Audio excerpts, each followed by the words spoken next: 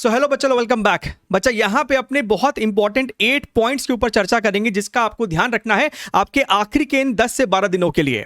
आगे बढ़ने से पहले ना आपको उन बातों को तो सुनना है, लेकिन आगे बढ़ने से पहले सबसे पहले ब्रीद इन ब्रीद आउट, अपना जो टेंशन है, एंग्जाइटी है, उसको एक बार के लिए शांत कीजिए and try to close your eyes. Try to imagine yourself getting inside that IIT, getting inside the gate of that campus, sitting in the benches of the classrooms of that campus, right. And जो भी आपने YouTube पे कभी ना कभी कोई video देखा होगा IIT कैंपस के बारे में, उसको इमेजिन कीजिए। आपका कॉन्फिडेंस और आपकी पॉजिटिविटी उसी वक्त बढ़ जाने वाली है।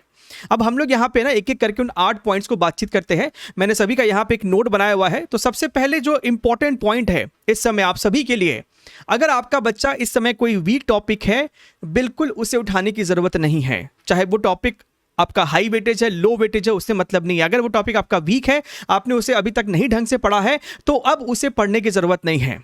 अगर कोई ऐसा टॉपिक है जो टॉपिक आपका अच्छा है, आपका उसके ऊपर कमांड अच्छा है और आपका अभी भी उसके कुछ क्वेश्चंस को लगाने बाकी है, तो वो आप बेशक अभी भी कर सकते हैं, लेकिन वीक टॉपिक को अभी बिल्कुल नहीं उठाना है। ये था आपका पहला पॉइंट। दूसरा पॉइंट आपको यहां पे है कि आपने अपने इन फ्यू मंथ्स में या फिर 2 सालों में आपने कहीं ना कहीं अपने शॉर्ट नोट्स को बनाया होगा, राइट। उसमें आपने कुछ हाईलाइट किया होगा। कुछ ऐसे टॉपिक्स या फिर कॉन्सेप्ट जरूर होते हैं जो बच्चा टेंड करता है भूल जाने को, तो आप उसको एक सेपरेट नोटबुक में प्लीज लिखते जाइए, जिसे आप आखिरी के 2 दिन आवरली बेसिस पे रिवीजन करने के लिए वो आपको हेल्प करने वाला है, ठीक है। तो अपने शॉर्ट नोट्स में से जो भी आपके हाईलाइटेड पॉइंट्स हैं उनको एक बार रिवाइज कर लीजिए एंड जो इन पॉइंट्स को आप बार बार भूल जाते हैं उनको एक सेपरेट जगह भी लिख लीजिए ताकि आप उसको आखिरी के 2 दिनों में इस्तेमाल कर सके। तीसरा पॉइंट आपके सामने यह है कि आपने इन फ्यू मंथ्स में अगर किसी डीपीपीस को सॉल्व किया है या फिर आप किसी कोर्स के साथ अगर जुड़े हुए थे, वहां के आपने कुछ क्वेश्चंस को लगाए होंगे, तो आपके पास उसमें जो भी आपके लिए जो भी मार्क्ड क्वेश्चंस थे उसको आप एक बारी ऊपर से देख सकते हैं। हर सवाल को दोबारा से पूरा सॉल्व करने का जरूरत नहीं है। आप जब किसी सवाल को पढ़ते हो तो अपने माइंड में ना एक फ्रेमवर्क बनाइए कि क्या आप उस सवाल के अंत तक सोच पा रहे हैं। अगर सोच पा रहे हैं देन इट इज फाइन, अगर नहीं सोच पा रहे हैं तो फिर अपने हाथों से लिख के उसके आंसर को निकालने तक उसे सॉल्व कर लीजिए एक बारी। यह था आपका तीसरा पॉइंट।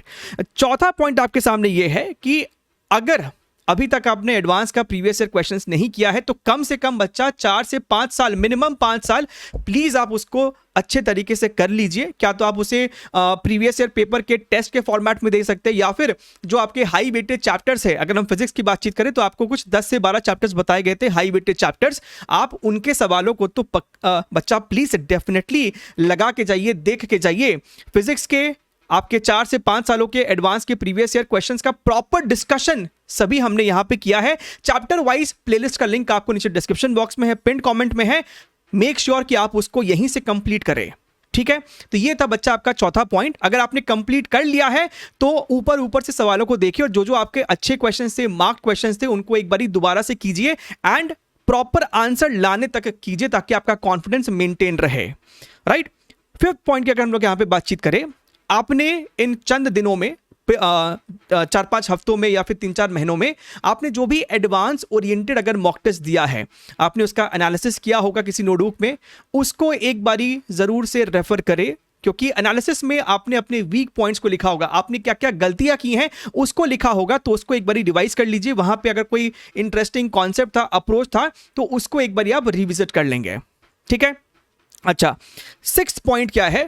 वेरी ऑब्वियस है बच्चा कि आपको 100% ये जेईई मेंस नहीं है, ये बिटसैट नहीं है, राइट। आपको यहां पे 100% फुल सिलेबस करने की जरूरत बिल्कुल भी नहीं है। अगर हम रिवीजन की भी बात कर रहे हैं जो कि आपको आखिरी के 10 दिनों में करना चाहिए, तो उसमें भी आपको 100% सिलेबस रिवीजन नहीं करना है। जिन टॉपिक्स को, चैप्टर्स को आपने अच्छे से कंप्लीट किया है, उसी को आप प्रॉपर्ली रिवाइज करेंगे, ठीक है। अच्छा, 7th पॉइंट क्या है? 7th पॉइंट यहां पे है रिगार्डिंग योर स्लीपिंग हैबिट। सुनने में आपको जितना ही ये ट्रिवियल टॉपिक लगता है ना, उतना ही ज्यादा इंपॉर्टेंट ये आपको इफेक्टिव टॉपिक भी है। आपका जो 4 जून को एग्जाम होने वाला है जेईई एडवांस का, वो आपके लिए बहुत इंपॉर्टेंट है कि आप उस दिन बहुत फ्रेश माइंड से उठे और उस दिन की हैबिट आपको अभी से ही डेवलप कर लेनी चाहिए। काफी बच्चे जो होते हैं थोड़े से नाइट आउट टाइप्स होते हैं, 3 बजे सोते हैं, 4 बजे सोते हैं, तो धीरे धीरे अब उस सिस्टम को फिलहाल के इन आखिरी के 10-12 दिनों के लिए आप रेक्टिफाई कीजिए एंड कोशिश कीजिए कि आप सुबह 6 बजे के आसपास उठ जाए ताकि आप फ्रेश माइंड से उस दिन अपने पेपर को अटेम्प्ट करें। याद रखिए, जो बच्चा बहुत स्लीप डिप्राइव्ड होके अगर पेपर को अटेम्प्ट करता है तो सिली मिस्टेक्स करने की प्रोबेबिलिटी उस बच्चे की ज्यादा रहती है, ठीक है। And the at point is not regarding the academics, it is all about your confidence.